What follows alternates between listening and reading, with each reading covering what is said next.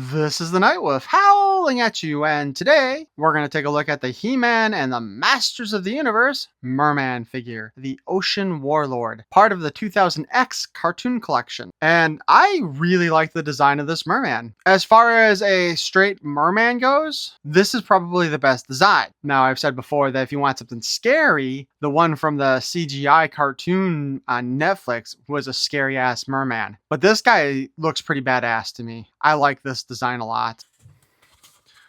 So on the back of the box, we see As seen on the deep end, he can hold weapons. included in this wave is Tila, the heroic warrior goddess, Argo, the heroic court magician, And Merman, the Ocean Warlord. Anyway, let's go ahead and open this sucker up, shall we?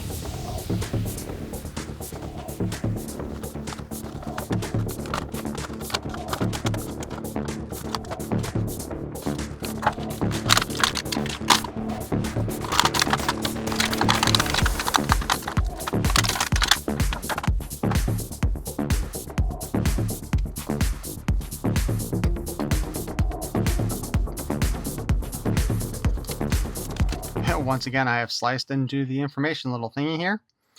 But he's got all the usual removable parts. And it looks like his wristbands are also removable.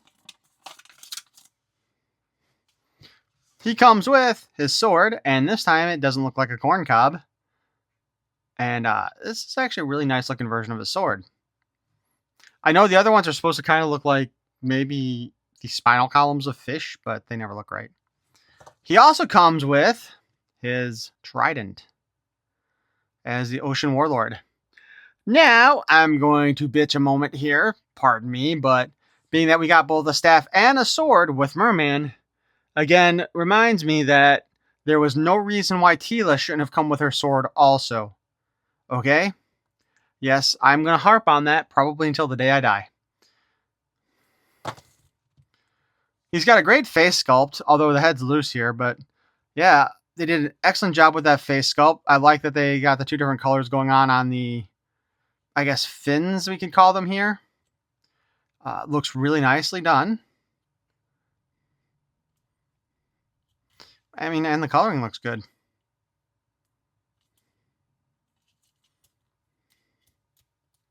Oh, that's interesting. Hold on.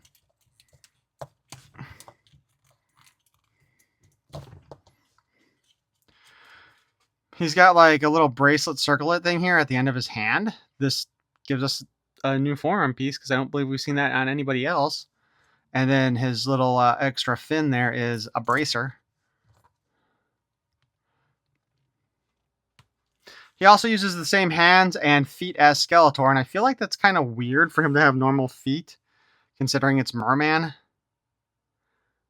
And, you know, the more dragon-esque web-looking feet would make more sense with him. His harness here. This looks like, though, it could break really easily eventually. So I'm a bit concerned by that. I do like how this kind of goes down in the spine. And even if it's more cartoon accurate this way, I think it would have been kind of nice if they'd had the strap go all the way down to the back here. So, you know, it doesn't shift around as much as it does.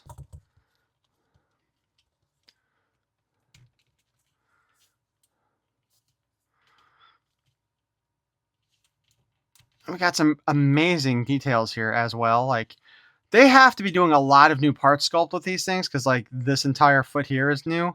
And whereupon most of the time we can just reuse this upper lower leg piece. Upper calf. Let's call it the upper calf. Merman obviously had to have a new one designed because of these little additional bits here. Although I suppose technically they could have had it be part of this piece here and just go up. And then it would twist with that. Because no matter how you look at it, that's going to look weird. So probably should have, actually, when you get right down to it. Then he's also got the little fins in the back here, so that's pretty cool.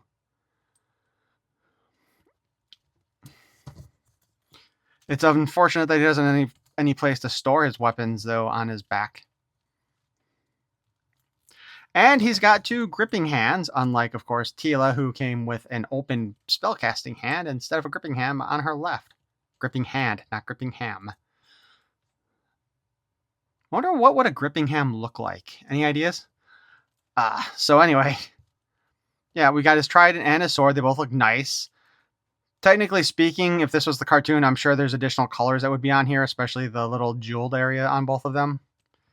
But of course, you know, they really have been cheap with the weapons. Yeah, actually, it should have been like this color on those jewels to match up with the rest of his outfit. So articulation-wise, his head is on a ball joint and it spins around and goes up and down. Oh, there's some interesting detailing on the back of his head here too, or top of his head. But yeah, usual kind of motions here. Although again, this is really loose, the head, which is always a bit of a disappointment with me. We can lift the arm up and down. We can go to spin it. The shoulder pauldrons here really get in the way in this case. And the way they're designed, they don't really move out of the way very well either. So basically, you can go forward about that far, go around back ways around that far, and that's about it, unless you remove that.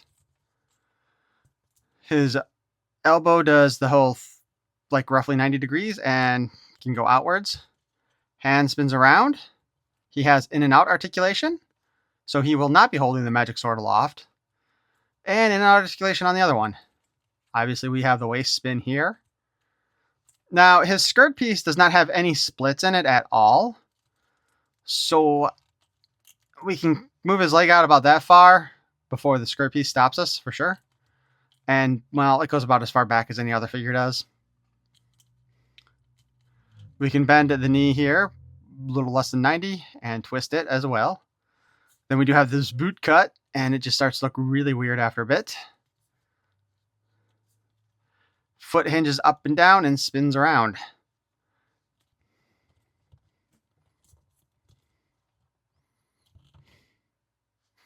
Out of the four of them here, between our cartoon collection Filmation and 2000X, and our original toy version, and our prototype Lords of Power version, I will definitely say the 2000X version is my favorite by a long shot. The other ones all look pretty good, honestly, except for the original toy version. I've never really liked the way his head looked. It's just kind of weird looking to me. But otherwise, you know, the Lords of Power one looks great. The Filmation one looks accurate for Filmation.